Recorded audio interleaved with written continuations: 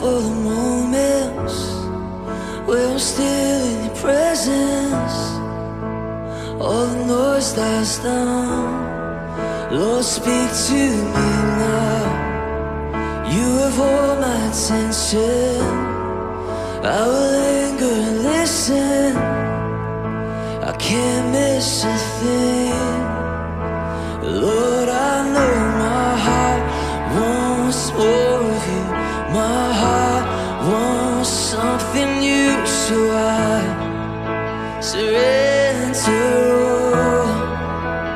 All I want is to live within your love, be undone by who you are. My desire is to know you deeper. Lord, I will open up again, throw my fears into the wind. I am desperate for a touch of heaven.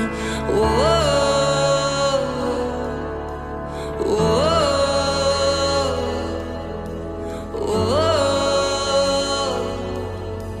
whoa. You're the fire in the morning, you're the cool in the evening, the breath in my soul, oh, the life in my bones.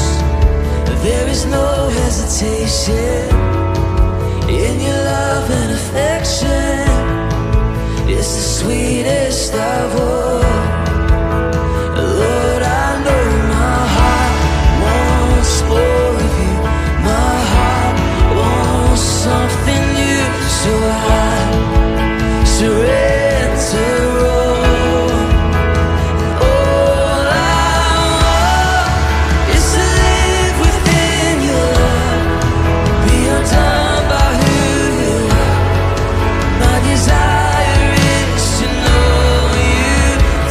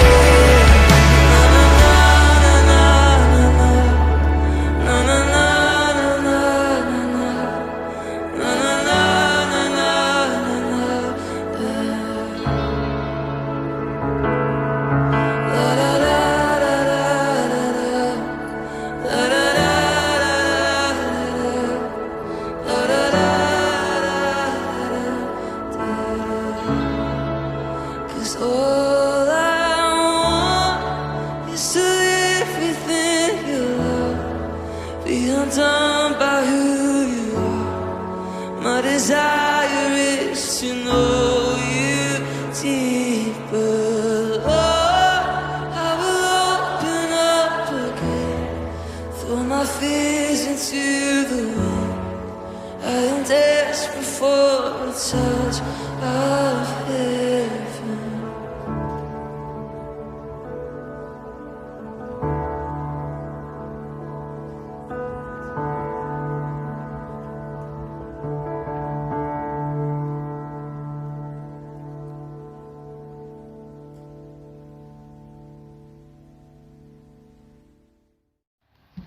Shalom Rocky 11, saya Negeri Petrus dari 12 Sosial 1.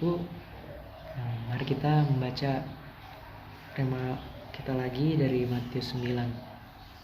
Matius pasal 9 dari ayat 1 sampai ayat yang ke-38. Mari saya bacakan perikop orang lumpuh disembuhkan.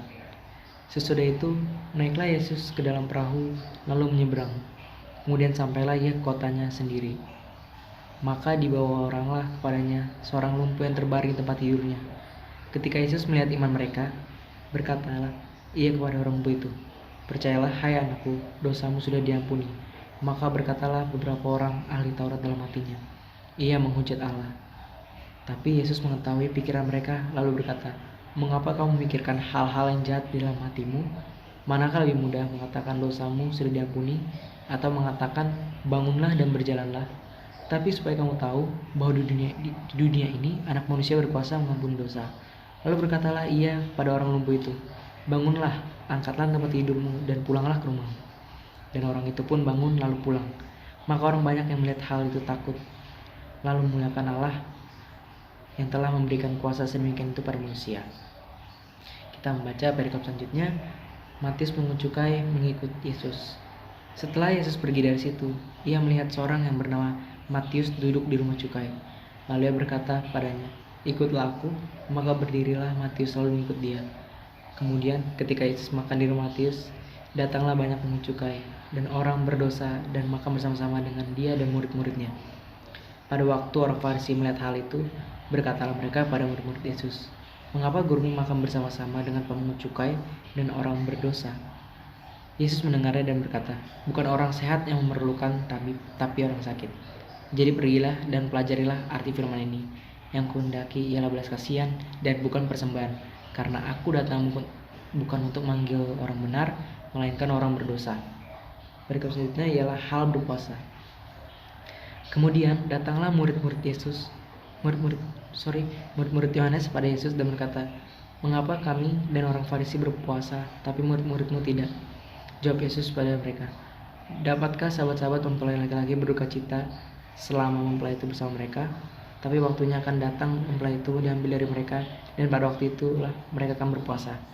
Tidak seorang pun menambalkan secari kain yang belum susut pada baju yang tua. Karena jika demikian, kain penambal itu akan mencabik baju itu, lalu makin besarlah koyaknya. Begitu pula anggur yang baru tidak diisikan ke dalam kantong kulit yang tua. Karena jika demikian, kantong itu akan koyak sehingga anggur itu terbuang dan kantong itu pun hancur. Tapi anggur yang baru simpan orang dalam kantong yang baru pula, dan dengan demikian terpelihara kedua-duanya." Perikop selanjutnya, anak kepala rumah ibadat, perempuan yang sakit beneran. Sementara Yesus berbicara demikian kepada mereka, datanglah seorang kepala rumah ibadat lalu menimba dia dan berkata, "Anakku perempuan baru saja meninggal, tapi datanglah dan letakkanlah tanganmu atasnya, maka ia akan hidup." Lalu Yesus pun bangunlah dan mengikuti orang itu bersama-sama dengan murid-muridnya. Pada waktu itu, seorang perempuan yang sudah 12 tahun lamanya menderita pendarahan maju mendekati Yesus dari belakang dan menjamah jubah-jubahnya. Karena katanya dalam hatinya, "Asal ku jamah saja jubahnya, aku akan sembuh." Tapi Yesus berpaling dan menendang dia serta berkata, "Teguhkan hatimu, hai anakku, imanmu telah menyelamatkan engkau." Maka sejak saat itu sembuhlah perempuan itu. Ketika Yesus tiba di rumah kepala rumah ibadat itu dan melihat peniup-peniup seruling dan orang-orang ribut, berkatalah ia, "Pergilah, karena anak ini tidak mati, tapi tidur." Tapi mereka menertawakan dia. Setelah orang banyak itu diusir, Yesus masuk dan memegang tangan anak itu, lalu bangkitlah anak itu. Maka tersiarlah kabar tentang hal itu ke seluruh daerah itu. Perikop selanjutnya, Yesus menyembuhkan mata 2 orang buta. Ketika Yesus meneruskan perjalanannya dari sana, 2 orang buta mengikutinya sambil berseru-seru dan berkata, "Kasihanilah kami, hai anak Daud." Setelah Yesus masuk ke dalam sebuah rumah, Datanglah kedua orang buta itu padanya. Dan Yesus berkata kepada mereka, "Percayakah kamu bahwa aku dapat melakukannya?" Mereka menjawab, "Ya Tuhan, kami percaya." Lalu Yesus menjawab mata mereka sambil berkata, "Jadilah padamu menurut imanmu." Maka meleklah mata mereka, dan Yesus pun dengan tegas berpesan pada mereka, katanya, "Jagalah supaya jangan seorang pun mengetahui hal ini." Dan mereka keluar memasyurkan dia ke seluruh daerah itu. Perikop selanjutnya, seorang bisu disembuhkan. Sedang kedua orang buta itu keluar, dibawalah kepada Yesus seorang bisu yang kerasukan setan. Dan setelah setan itu diusir, dapatlah orang bisu itu berkata, "Maka heranlah orang banyak," katanya, "yang demikian belum pernah dilihat orang di Israel." Tapi orang Farisi berkata, "Dengan kuasa penghulu setan ia mengusir setan." Perikop selanjutnya, belas kasihan Yesus terhadap orang banyak. Demikianlah Yesus berkeliling ke semua kota dan desa. Ia mengajar dalam rumah-rumah ibadat dan memberitakan Injil Kerajaan Surga, serta menyiapkan segala penyakit dan kelemahan. Melihat orang banyak itu, tergeraklah hati Yesus oleh belas kasihan pada mereka, karena mereka lelah dan terlantar seperti domba yang tidak bergembala. Maka katanya pada murid-muridnya, "Tuayan memang banyak, tapi pekerja sedikit. Karena itu mintalah pada Tuhan yang punya tuayan, supaya ia mengirimkan pekerja-pekerja untuk tuayan itu." Teman-teman, mari kita bersatu dalam doa. Bapa, kami ucap syukur Tuhan untuk saat ini. Bapa, kami boleh membaca Tuhan perkara-perkara Engkau ya Tuhan. Sungguh besar Tuhan perkara-Mu atas hidup kami Tuhan. Bentuklah kami Tuhan sesuai dengan apa yang Engkau mau Tuhan. Jadikanlah kami indah seperti menurut Engkau Bapa. Kami dalam kondisi ini tetap mau bertumbuh Bapa. Kiranya Engkau yang menyertai kami, tetap melindungi kami Bapa. Hanya di dalam nama Tuhan Yesus Kristus kami sudah berdoa dan bersyukur. Haleluya. Amin. Shalom semuanya.